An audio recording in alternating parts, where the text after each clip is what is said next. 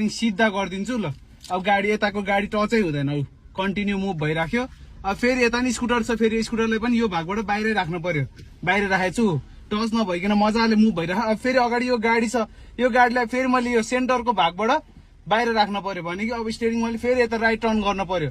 Right turn गरे, यो सेन्टरको भागबाट यो गाडी बाहिर गयो। अब स्टेरिङ मैले सिधा गरेर मुभ भए पनि टच हुँदैन। अब यता स्कुटर पनि छ, फेरि यो भागबाट पनि बाहिरै छ भनेको फेरि टच हुँदैन।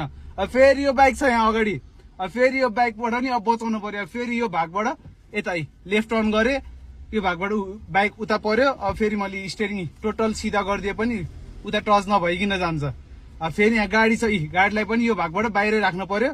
ल फेरि बाहिर राखिदिए, मजाले कम्प्लिट भयो, कतै टच पनि भएन गाडी। यो ट्रिक 100% वर्क गर्छ कारहरूको लागि। यो लेफ्ट राइट जजमेन्टको लागि चाहिँ यो स्टेप फलो गर्नु, यो प्याटर्नहरू फलो गर्नु 100% वर्क गर्छ। हजुरहरूको जजमेन्टमा एकदम इम्प्रुभमेन्ट आउँछ है त।